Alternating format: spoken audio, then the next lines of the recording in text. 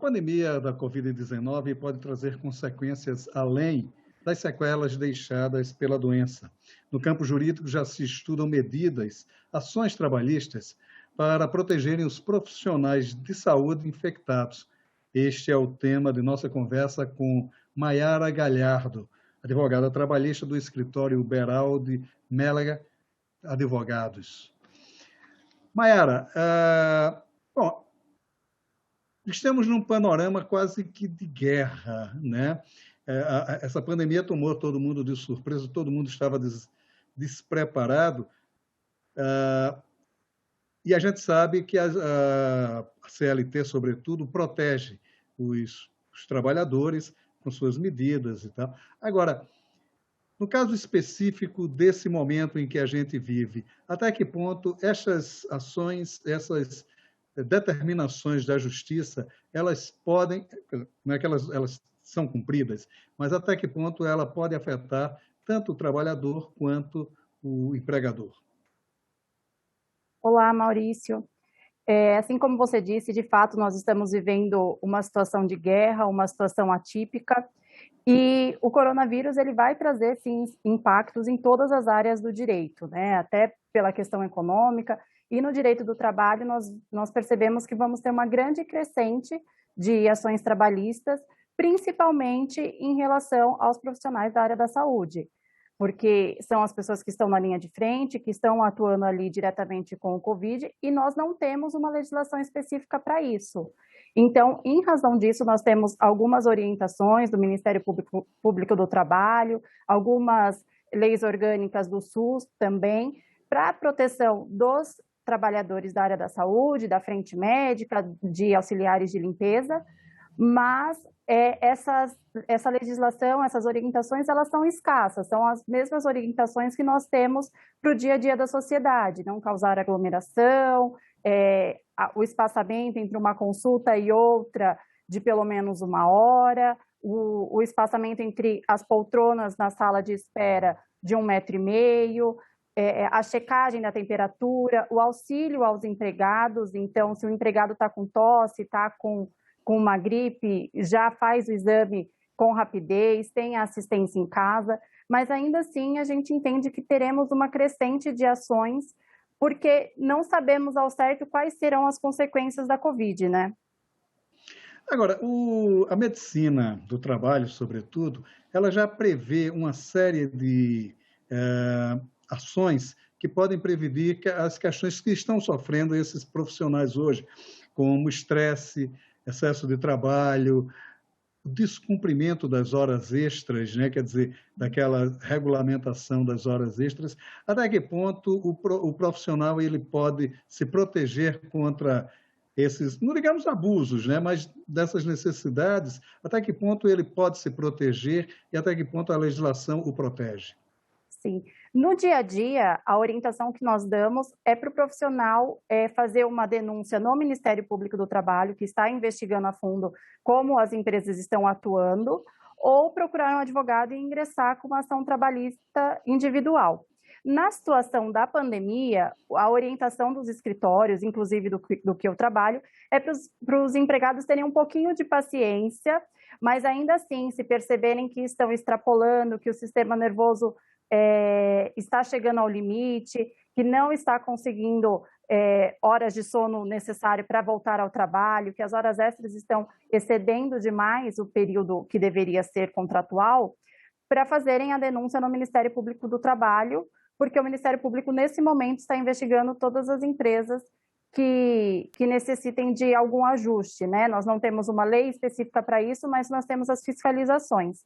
Então, a orientação para esses empregados, primeiro, tentar conversar no setor de departamentos humanos ou de RH da empresa, tentar resolver, porque muitas vezes a empresa não tem ciência da situação que o empregado se encontra, e se procurar esse setor responsável, não tiver o auxílio necessário, não tiver um atendimento adequado, buscar uma ajuda no Ministério Público, que pode fazer uma denúncia anônima, ou procurar um advogado para ingressar com uma ação trabalhista. Existe na Justiça do Trabalho uma ação que chama ação rescisória, E quando o empregado não está satisfeito, está extrapolando, está trabalhando mais do que o permitido contratual, a empresa não segue a legislação, ele pode ingressar com esse tipo de ação, como se fosse, a gente diz de uma maneira mais simples, aplicar uma justa causa ao empregador, porque a empresa não está cumprindo a legislação.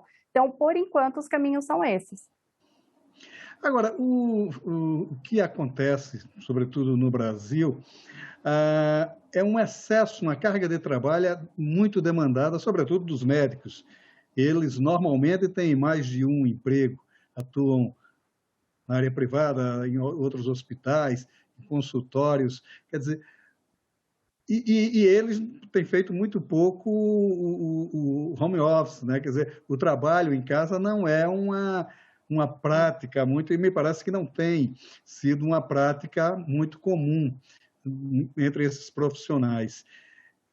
Como ele vai se proteger disso, né? Quer dizer, como ele vai dar conta de tudo isso e a quem ele vai poder, de certa forma, processar, digamos assim, por conta dessa variedade, dessa mobilidade de atividade deles. Sim, a situação dos médicos ela é complicada porque o médico é realmente o profissional necessário neste momento, né?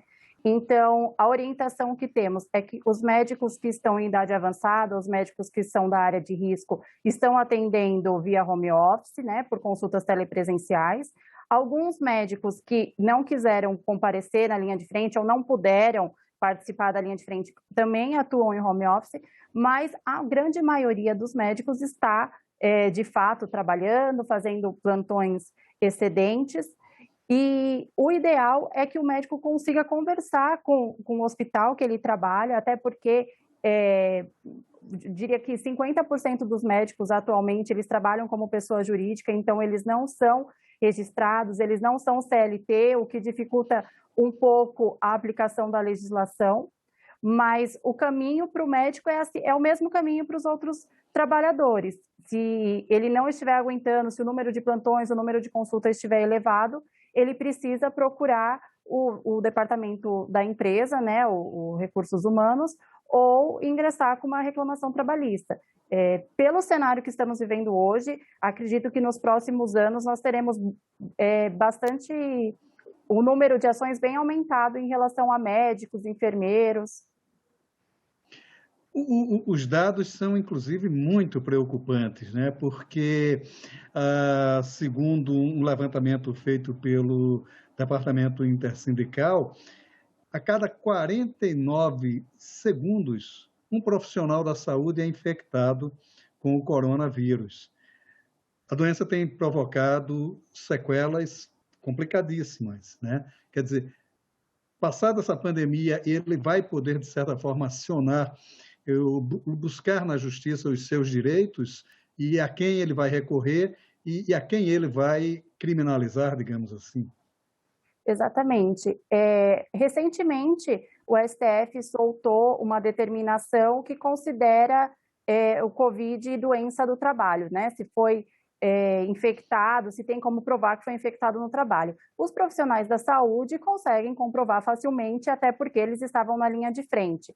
Então, eles podem sim ingressar com ação. Essa ação, ela pode, o prazo para ingresso de ação, ele é de 2 anos após findar o contrato de trabalho.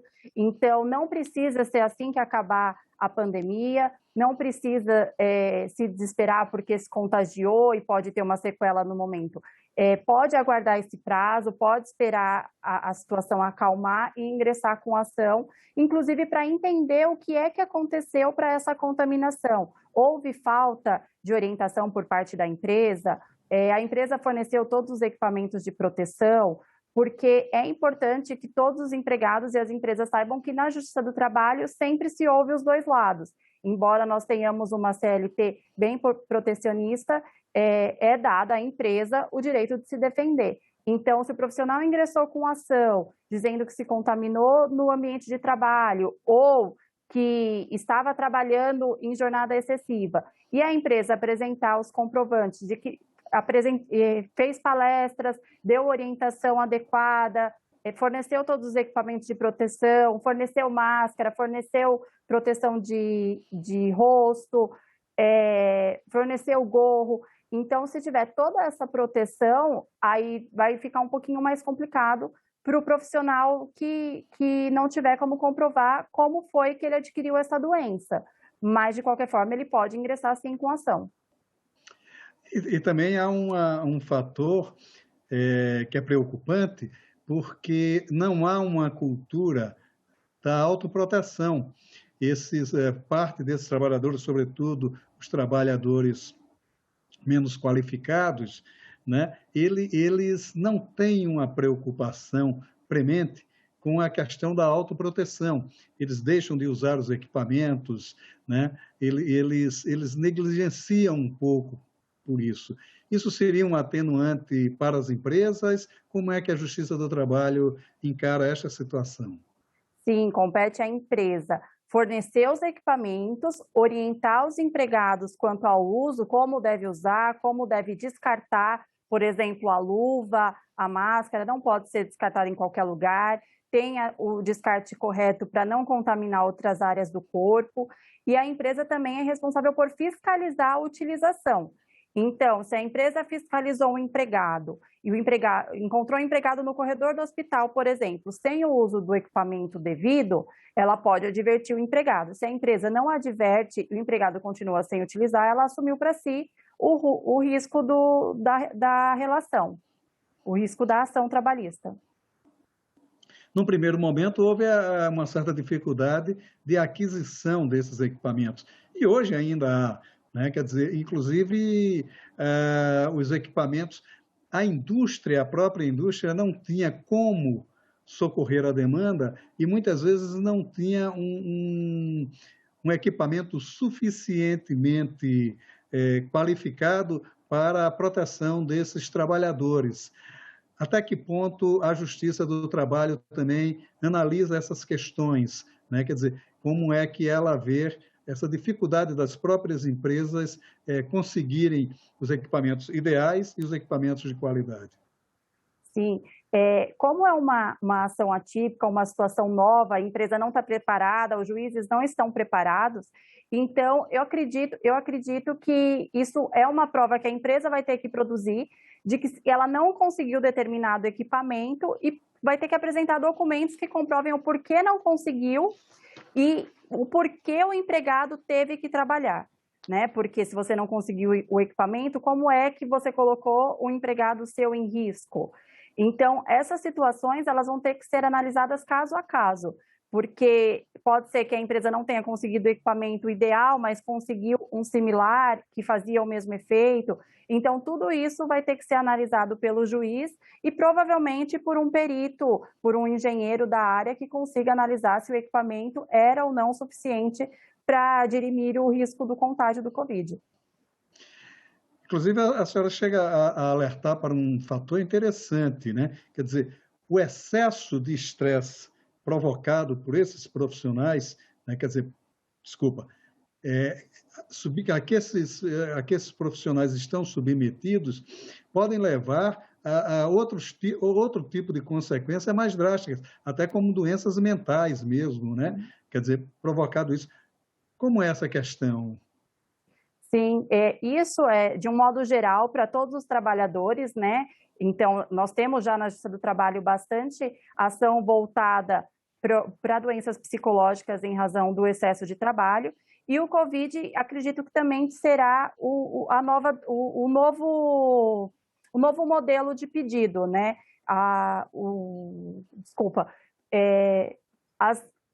As pormenoridades do Covid, o que é as consequências da doença, não só do empregado, mas também de ver outras pessoas falecendo, porque o número de mortes está muito alto, os profissionais da saúde estão bem abalados de fato, e aí, na Justiça do Trabalho, isso sempre é analisado através de uma perícia médica. Então, Caso o profissional ingresse com uma ação ou busque junto ao Ministério Público do Trabalho ajuda em relação a isso, está com o estresse muito alto, está se sentindo doente, está depressivo, ele pode ingressar com a ação, ele pode fazer uma denúncia no Ministério Público para que isso seja investigado, se for algo com ele e com outros empregados, e se ele fizer uma ação individual, ele vai passar por uma perícia médica, e aí um médico vai avaliar se esse estresse é decorrente do trabalho ou de alguma outra situação que ele passou na vida e acabou acarretando agora. Mas existe sim essa possibilidade e é o tipo de pedido que a gente só consegue apurar se é real ou não através de uma perícia médica. Esse excesso de estresse, quer dizer, ele está vendo ali do lado pessoas muito ligadas a eles, amigos, familiares, e ele está diante de uma impossibilidade, às vezes, né? Na carência de leitos, na carência de UTI, essas coisas todas.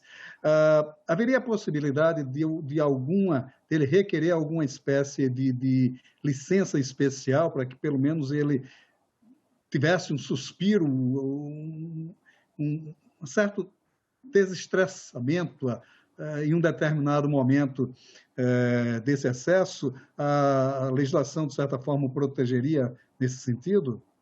Sim, tanto o profissional da saúde quanto qualquer profissional que esteja trabalhando atualmente e sinta que está sobrecarregado, está precisando de uma ajuda médica, porque não adianta só você ficar na sua casa ou ficar dentro da sua casa, você precisa de uma ajuda médica para entender o que está acontecendo com você e conseguir sair dessa situação, né? Até para não agravar, porque se você ficar simplesmente sair do hospital e ficar dentro de casa, pode ser que você acabe piorando ao invés de melhorando, precisa de uma ajuda médica. Então, a orientação é que o empregado que se sinta nessa situação passe em um médico especialista, em um psicólogo ou um psiquiatra, converse com ele. Se o profissional entender que realmente está com o nível de estresse elevado, pode acabar piorando o estado de saúde, ele afaste o empregado e aí ele entra naquela situação, ele fica 15 dias afastado pela empresa e, caso seja necessário, ele se afasta pelo INSS. A questão dos sindicatos. Porque o sindicato médico, ele é muito atuante e ele é muito forte em todos os lugares. Mas os sindicatos que protegem as pessoas mais da ponta, como vigilantes, pessoal de limpeza, serviços gerais, quer dizer, os sindicatos dessas categorias, de certa forma, eles têm poderes e mecanismos para a defesa desses trabalhadores? Tem, os sindicatos aqui no Brasil, eles têm uma força bem grande, né, em todas as áreas. Alguns sindicatos são mais atuantes, outros são menos, mas os sindicatos até nos surpreendeu nesse período de pandemia, porque mesmo eles trabalhando na situação de home office, eles estão atuando, eles estão buscando melhorias para os empregados. Como o senhor disse, alguns mais, outros menos. O dos médicos, o dos enfermeiros, de fato, é um sindicato que está bem à frente, está buscando o tempo todo adequação para os seus profissionais, enquanto outros sindicatos, eles estão um pouquinho mais devagar, mas eles também estão nessa busca. O que a gente sempre orienta é aos empregados contatarem os sindicatos, porque por muitas vezes os sindicatos, eles estão tomando medidas para a proteção do empregado, muitas vezes, tanto o sindicato das empresas quanto o dos empregados, eles estão em conjunto para trazer melhorias para a área e os empregados não sabem. Então, a orientação é que o empregado entre em contato com o sindicato da sua categoria, converse com o representante sindical de dentro da empresa para entender o que é que pode melhorar, o que é que está ali para assegurar ele, o que ele pode fazer que ele acha que é ilegal e, na verdade, ele está amparado pelo sindicato. Eu acho que é até importante alertar isso a todos os empregados, que eles têm o sindicato aí atuando por eles e eles precisam ir em busca disso, né? Uma questão que ficou muito delicada nesse primeiro momento é a questão da vacinação. Claro, os profissionais da saúde tiveram prioridade e com toda a justeza para que fossem vacinados prioritariamente. Agora, veio o problema dos fura-filas. Até que ponto o empregado, o enfermeiro que aplica essa vacina, por uma pressão ou outra, ele pode ser criminalizado por este ato. A legislação o protege porque ele, de certa forma, sofreu alguma pressão para que ele furasse essa fila, ou não, mas, em princípio, sim. Até que ponto a legislação o protege? Então, do ponto de vista trabalhista, esse empregado ele é protegido, porque ele apenas agiu conforme uma determinação a ele. O empregado ele cumpre as regras. Ele responderia se ele furtasse a vacina, se ele por vontade própria, usufruísse da vacina em benefício próprio, levasse para um familiar, aplicasse em algum conhecido, sem o conhecimento da empresa. Aí sim ele responderia. Agora, no caso das pessoas que estão furando fila, não. Na área trabalhista, pelo menos, esse empregado, ele não responderá. Acredito eu, inclusive, que na criminal também não, mas não é minha expertise, então eu me atenho à trabalhista, mas acredito que também não. Porque, de certa forma, ele está sofrendo uma pressão, né? Agora, um outro fator também que se apresenta é que acredita-se que o número dessas ações trabalhistas ela venha num crescente muito grande, né? Elas teriam uma dimensão muito grande. Primeiro, a Justiça do Trabalho estaria equipada para responder a esta demanda e por que toda essa demanda? Então, a grande crescente, acredito, em relação às ações trabalhistas, tem também a ver com a economia, né? Porque muitas empresas tiveram que fechar, algumas permanecem fechadas em razão da pandemia, então o número de empregados foi reduzido, muitas empresas colocaram os empregados para trabalhar em home office e acabaram percebendo que não precisavam daquela quantidade de empregados que tinham para que continuassem atuando. Então, em razão disso, o número de demissões foi muito alta e acredito eu que até o final do ano dobre, porque as empresas agora, nesse período de 2021, que elas estão voltando e entendendo qual o real cenário de cada uma. Então, o número de ações ele cresceu bastante em razão disso e também porque os empregados começaram a entender qual era a real situação deles, qual a necessidade da empresa dele fazer horas extras diárias, qual a necessidade da empresa dele ficar, por exemplo, sem o vale-refeição. Então, os empregados entenderam qual era a situação, alguns se sentiram lesados e, em razão disso, ingressaram com ações trabalhistas.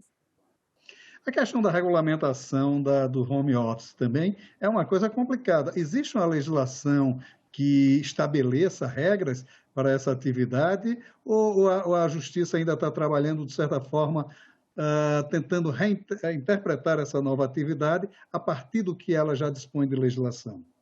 Exato. Na verdade, a CLT ela traz o home office, né, como uma modalidade de trabalho, mas em razão da pandemia, a legislação ela vai ser aplicada caso a caso, porque não era todo profissional que poderia ficar em home office e na CLT prevê que quando o profissional fica em home office, cabe à empresa arcar com esses custos.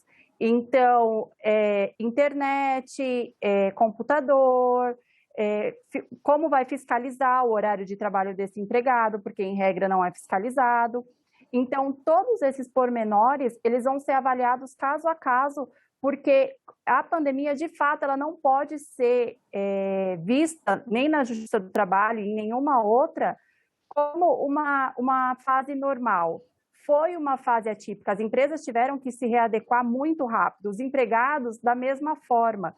Então, no primeiro momento, todo mundo em home office ou todo mundo em férias coletivas para tentar minimizar a quantidade de pessoas nas ruas.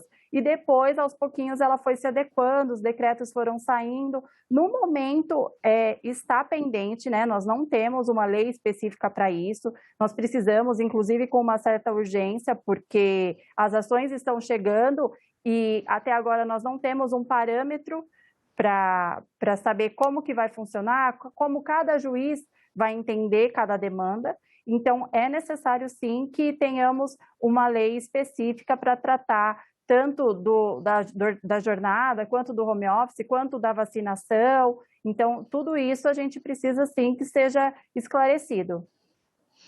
Quer dizer, ainda temos muito caminho para andar com relação a isso tudo, né?